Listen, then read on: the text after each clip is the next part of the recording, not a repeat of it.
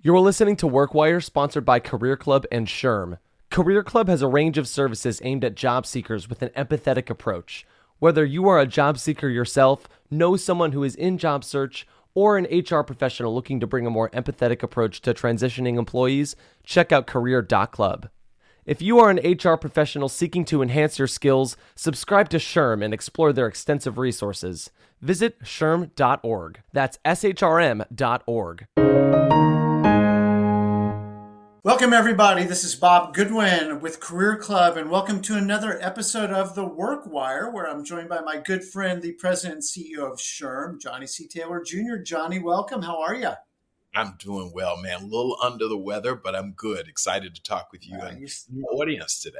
Yeah, well, we appreciate our audience, and maybe that's a good chance to mention. If you happen to be listening to this on your favorite podcast platform, it really does help when you rate and review. We thank you guys. Now that we've launched officially, the downloads, Johnny, have been amazing, and it's really great to know that we're making an impact and people are listening to the WorkWire. So thank you, everyone, for joining. The topic today, Johnny, is not an easy one. It's going to be, I think, I don't know if contentious is the right word, but it certainly is one that requires a bit more of a think than sometimes we might consider. So this is about a topic that I think is going to have a big impact on the potentially people coming into the workforce. So younger people, we're going into basically school age kids right now. And the topic is affinity classes. And let me just read a little bit. This is in Evanston, Illinois, in Chicago, where the Evanston Township High School introduced voluntary segregated classrooms for Black and Latino students in specific subjects like math and a writing seminar. These, as they're called, affinity classes, are taught by teachers of color and aim to address the persistent academic achievement gap between Black, Latino, and white students. The initiative is part of a broader effort to find effective ways to boost the performance of minority students who tend to enroll in fewer advanced classes and score lower on standardized tests nationwide. Okay, so the problem, at least from a data perspective, is that children of color tend to underparticipate in advanced classes and score lower on standardized academic tests. The solve for this, therefore, is, in this experiment, is to put Black and Latino kids in the same classrooms together to the exclusion of white students, where they feel more comfortable, where they're around people like them, where the teacher is someone who looks and sounds like them, in an effort to create what, in theory, would be a more conducive, welcoming environment for learning. Ooh, there's so many things I want to unpack there. And Bob, you're right. This is like as close to fire as anything. Yes. So, but thank you for raising it, because I think, first of all, let me just tell you, I hate the use of the term people of color. I've despised it for a long time because I actually believe you have a color. What? No, I don't. I have no color, Johnny. And so this notion that only some people have color, there are people of color and the other people, it's just, I've never quite understood that.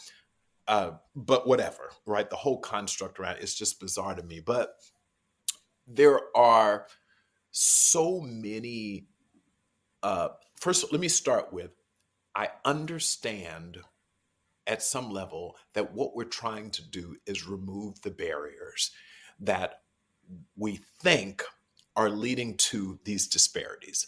So I don't think, or at least I hope, that none of this comes from a desire to segregate societies. Hell, my ancestors fought real hard for us to have the opportunity to live in an integrated society and be given the opportunities irrespective of the color of our skin, your gender, like all of that, right?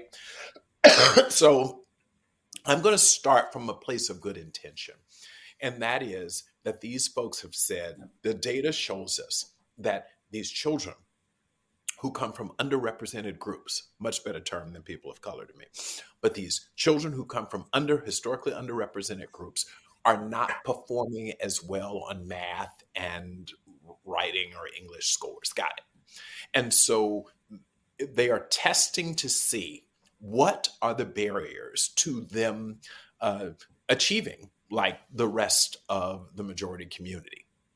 So I'm going to start from that's an actually a noble goal, because by definition, if you see these problems and have seen them over years, decades, and you don't try and test to solve for it, then shame on you, because that means these disparities will persist and potentially get worse. So anyone listening, I'm starting from a good place. Yep. Fast forward though, as an employer and representing the employer community, let's just pretend that that's so, and you've done this for 18 years, K through 12. So that'd be 13 years, give or take. Kindergarten to 18. The person comes into a workforce where, I'm sorry, we're not going to let you only work with Black employees or female employees or Latino employees. Like, that's not the way it works at all. First of all, it happens to be against the law for us to do it in the workplace. There's that. There's that little detail. But it's also just not the way we can operate and the way workplaces work. So I am concerned initially with the idea that you have trained someone for 12 or 13 years to operate, to learn, to perform in an environment that is just not realistic at the end of their high school graduation. Forget college. And then we go into a college campus, and I can speak pretty definitively about this, having been the former CEO of the Thurgood Marshall College Fund, which represented the largest number of historically Black colleges and universities in this country, that even an HBCU is not an EBCU, which is an exclusively Black college and university. Mm-hmm. There's diversity on those campuses. You walk into North Carolina A&T, and your engineering class is going to have Asian students and Hispanic students and Black students and white students. So I'm just not real sure where you end up after K through 12 education or PK through 12 education in this isolated kind of environment, segregated environment, how you are then going to be expected to assimilate at that point after that level of segregation. I'm going to use that term because that's what it is. If in fact, as you described it, they're saying Black or Latino students aren't in these classes. Even the instructor is not Black. That's really interesting. What do you do when you show up at work and your manager's white, or you show up in your first year as a freshman in college and your instructors are white? What do you do? And that could be on the campus of an HBCU even. So I told you offline that I'll probably go off on this topic, and I will. But as soon as I read it, I was just repulsed by the whole, and I'll pick up the solution. I will cede the ground that the intent is good. That's right. We want everyone to have equal opportunity to succeed. And if we see consistently in the data that there is a noticeable disparity, that should be addressed. That's right. So all my chips are on that idea. I like that. As soon as I read this, I'm like, this is segregation. This is what everything was about to prevent this. And can you imagine if, well, I don't know this to be true or not true, but I was just like, if a white person said, you know what we ought to do is just put all the Black kids in a room, put all the Latino, holy cow, are you kidding me? Seriously? Are you kidding me? But like, here we are under the moniker of affinity classes. Right. Wow. Another thing that just strikes me as just wrong about this is, well, Johnny, he's on the brown bus. You know why they got the brown bus? Right? Because, well, they need to be in their own classroom because, well, and that for a person apparently of non-color who it's like, you're creating stereotypes and biases in my mind that, well, they're not as smart as us, so you got to put them over.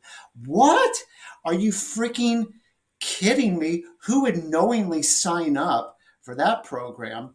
And then to your point, and then this is why I brought this particular topic to the program today, is where does this logically lead in the workforce? We are preparing people to not be able to work in environments that where, well, not everybody here is black or Hispanic or whatever the affinity class is. And then how do you can also see, well, okay, I'm in this Latino math class, but I'm from Cuba and we kind of hate the people from Mexico. Right, So can right. I be in the Cuban, math class only? Like what? Yes. But it's going to just get more fractured, which because my group's now underrepresented, I don't see an affinity class for me, Right. and it never ends.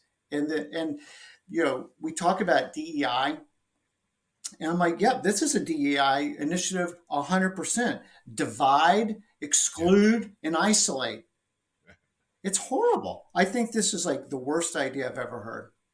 Well, let me tell you. So, for all sorts of reasons, I tend to agree with you. Again, I start from a place where I think it's almost a last ditch effort to try to find a way to solve for the race performance gap, the ethnicity performance gap, etc. So I'm there. And so a couple of things stood out to me. One, it's the opposite of diversity. Yes, We're teaching our kids, we've said it's a very important value in our society, particularly in the American society, for boys and girls to be educated together, for blacks and whites and ethnically wise. Like we want this diversity. We no longer send people who have disabilities to schools for people with disabilities. We exactly. try to bring them into the environment to be educated and mainstreamed with everyone else, right?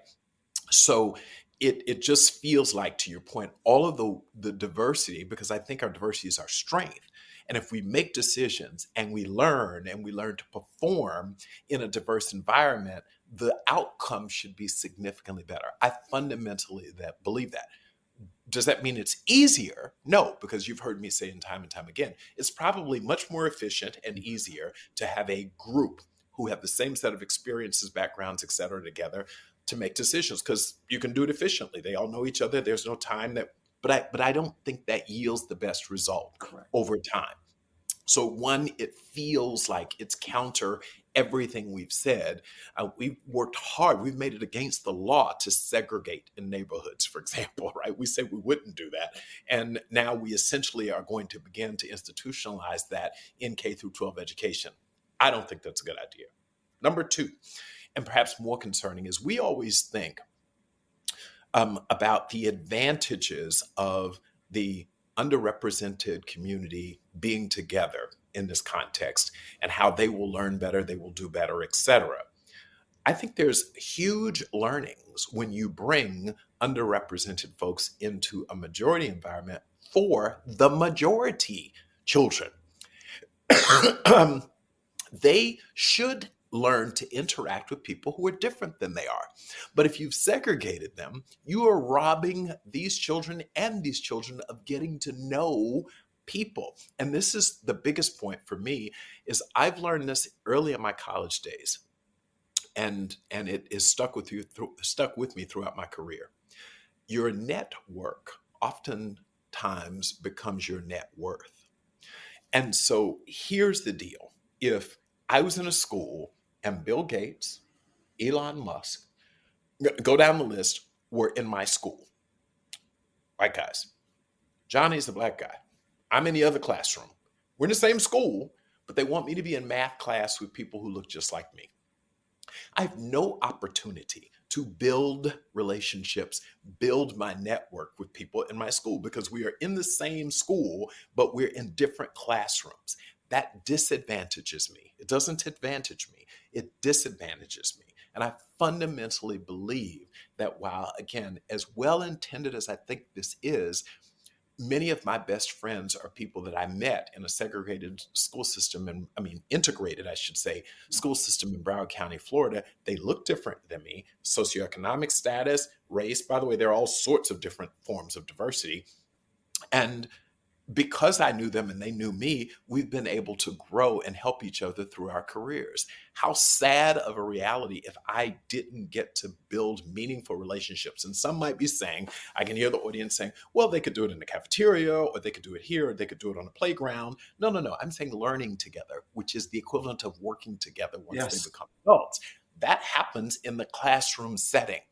And it really concerns me. I have a 13-year-old daughter, as you know, and the idea that she would be, sort of put in a room with only Black children, or frankly, only white children for that matter. So I'm not making a judgment about one group being better than the other. Mhm. Saying this notion that she would be robbed of the beauty of a diverse learning environment is tragic. Forget what it ultimately will yield for us as a society is more segregation, not and division, and not integration. So I feel I'm with you. When I read it and heard you introduce it, I was like, gosh, I don't want this to become some hot topic over, because that's the problem. Everyone wants to debate about something. This isn't a debate. It's just, my gosh, there has to be a way to achieve the same result without taking our young, innocent minds and already creating in their minds, if you're to your point, the classroom with the white children who think, yeah, we perform better without those people, or they're subordinate to us, or my gosh, we're starting right there, a very, very dark place. And we're going down into a hole that we shouldn't be. All of our children have the ability to learn. Now, we'll say this, though. It is very important that we find a way to ensure that our classrooms are diverse. And when I say diverse, it could be in a school that is majority Black students, that you have white teachers. Vice versa, in a school that has a lot of white students, that you have Black teachers. So I think it's really important that not just from the student perspective, but the administration, the instructors, that they have to be diverse too. We say that in corporate America. I mean, we know that we absolutely know the value of our organization is to be able to look around and see that we all hues, all races, all ethnicities, all gender, we have a diverse leadership as well. Mhm. And I think this starts in K through 12. And if what you're telling me is that they're literally putting all Hispanic children in a classroom with only a Hispanic teacher, gosh, we're setting them up for a major disappointment when they come into the real world. Well, I think so, and like you said earlier, Johnny, because this to me is like some of what's so fundamentally bad about this idea for me is the very young minds thinking that this is normal, this is what's best. That Right. you made such a good point about robbing them of the interaction with other people who don't look and sound like me. Like Right. everybody benefits from everybody else. That's sort of the metaphor of the body. The eye's not better than the elbow, is better than the foot, is better than anything. It's like, no, it all needs to work together to work best. And what some of the article talked about was, well, but I feel more comfortable around people who look like me. So now we're down to feels.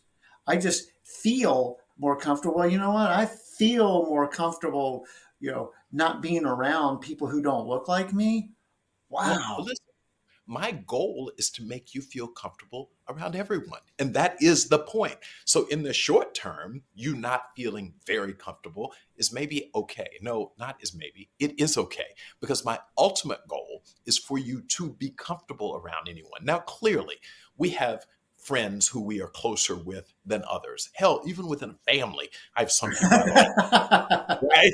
So that was I get that part, but at the end of the day, I have to find a way to be comfortable. I mean, reasonably comfortable around anyone. And this notion of letting your emotions drive how you educate and the experience that your children get is bizarre to me. It really is. And so that, I mean, you see me just grab my head, like it is insane. I never thought I'd live to see a day where, having been a kid born in the late 60s, that we would be working toward bringing resegregating our children. I mean, that is That's what just like I completely blew my mind about this drug. Like, what in the fathom. world are we And again, seeing? fine if that's, I get, let's find other ways to achieve that, but further, you know, segregating, to use that term, a community is not, at least in K through 12. We are, our diversity is our strength. I keep saying that. And this notion that we can not allow our kids access to all of the diversity that this great country offers is, I think, net a bad thing. One other thing, though, that does bother me is this notion, and I think we've really got to be more thoughtful about, okay, I do want to ensure that when a child, and I will tell you very personally, Bob, sometimes I get kind of personal and tell you about my life story, but I will admit that I went to a school where it was sub 2-3% Black in the school. So 97, and we didn't have the diversity that the country has now. So it was Black people and white people in South Florida. And this was before the Hispanic migration and the Haitian migration, all that. This was pure Black and white world. And I will say this, that there were times when I could go a whole day and not see anyone who looked like me. Mm-hmm. That was a failure of the system too. So you can't talk about diversity and not have diversity. So we do have to be intentional about ensuring that we have role models and we have other classmates and we have people with whom you have some natural affinity, not to the exclusion of others, Right. but and so I don't know much about this part of the country that you're speaking of, but this notion that we can somehow, that it's just Black people who have to, or brown people who have to assimilate with white people, is not, I don't think that's good either. We've got to commit to everyone experiencing different. Yeah. So on a previous episode of the Work Wire, we talked about, it's not the intention to just make people comfortable. Like diversity training will actually create discomfort, and that's not bad. Like, in No, fact, that's the intent, at yes, least because it it might be initially uncomfortable for something, should be but we any don't stop at, as adults, we don't stop at, well, that was kind of uncomfortable, so I'm going to stop. It's like, right. no, I'm a big boy, you're a big girl, we're going to figure this out. Because the goal, and maybe that's really what we need to talk about, what's the end goal here? Right now, we're on the Work Wire, we're talking about work Work. issues, but obviously work is a microcosm of society in so many ways. And the idea is that I'm willing to get over my initial discomfort because it's worth it. The payoff is worth it. I do want to say one thing though about what you said about growing up in Broward County. Is my wife and I were just coming back from a brief holiday recently. There was one Black man on our flight with 50 white people. And I said to my wife, first of all, that's weird. Why? Yeah, And second of all, can you imagine what it feels like to be that man? Can you imagine yeah, what it feels like to be that man? What if the roles were reversed? How would you feel? And that's she was right. like, wow. Like, Right. but if you're not looking, you're not going to see that That's kind right. of a thing, right? And back onto our topic with this, it's like you're setting these kids up to not be empathetic and to be able to see and appreciate the life experiences of other people. That's a That's sin, man. Like that is right. just not good. And I want us to understand better what are the underlying root causes that the fruit of them are this not performance on test scores and in participation in these kinds of classes, because that is not a good outcome either. Well, and let me tell you something. You nailed the topic I was hoping we get to, and that is, a lot of times we have these experiments. Obviously, they're doing it no matter what you and I think about it. So they've decided they're going to do it. But the real test is, does it work? And are they prepared to look at Yes. it? So fast forward 3 years later, are the grades better on standardized tests? Are the grades better, just the grades? Are the kids learning better? And I hope, to the extent they're doing this, that they're willing to be honest about the data. Yes. And we You need read to, my mind. that's right. We got to know, because listen, you and I could be wrong, Bob. I'm prepared to say my instinct is we're not, as much as I know about people and I understand human pedagogy and everything. I I just can't see but I'm willing to say, show me the results. If in fact you show me that we took this, name the period, 2, 3 years, 4 years. We took a kid in middle school at ninth grade and we took him through 12th grade and we had the segregate. This is how the kids performed it. It would be interesting to know. Now, obviously, we've got to figure out what led to it and you got to dissect the information. But one of the things that I find that happens a lot, is we do this stuff, there's a big announcement, and then no one comes back to say, did it work or not? And especially when it didn't work. When the Yep. outcome was not what they wanted, they either don't talk about it or they excuse it. And whomever is doing these great experiments, they have to be honest. Did it work? Net. How did that do? And I got a better one. It's not just did they graduate from school, because I told you, fine, you graduate in a segregated environment. The real question is, and then when you go to college, you go to the workforce, how did you fare? But so, If so, so, so when you said, did it work? I'd be like, well, okay, it depends on how we're measuring. Yes, there are the that's test scores, but also at what cost? at what cost? That's my point. So work is a combination of the cost and the expense. It's the profit, right?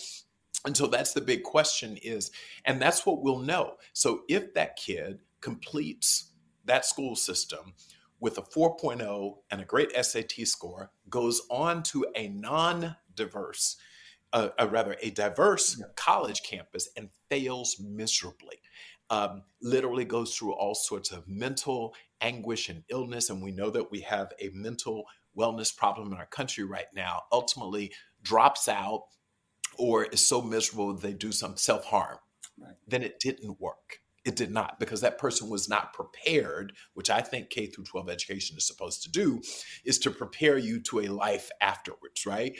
And you can measure, how did they do in the workforce? When they were thrown into a diverse environment, did that work? So I guess the big takeaway for me is they've obviously decided they're going to do this. They're doing it because that's why you're reporting on it on the work wire. Mm-hmm. But I hope whoever it is, again, I'm starting with good intentions, that they are truly capturing the data and that they're honest about whether or not this worked or not. And here's the biggie. If it worked, be careful what you pray for, because that same logic can say, okay, then let's go backwards. Let's segregate everyone. White kids don't need to go to schools with black children. They don't need to do this. We could, and you got to be really careful, as my grandmother would say, be careful what you pray for. Yep, because this can extend beyond race. It can go to, well, rich kids, poor kids, however that's defined, like anything. And so the timeline, I'm just repeating what you said, the timeline for measuring the effectiveness of this is decades, right? It's not the next standardized test. I think there are multiple timetables, kind of, not to disagree, but I think there's probably year to year. So how many kids dropped out who wouldn't have dropped out in high school? And then, year to year. And then how many people got to graduation? So I think there's a 4-year window to look at. And then there's if they went to college or to work. So yeah, over decades, you'll be able to figure it out, but we don't have to, we have to lose a whole generation. We can see if it works. They should look back at the end of next school year. The first sort of measuring point is, let's see how it worked. And that's not to say abandon it, but it could be. It could be that the results are so bad that the numbers are not good.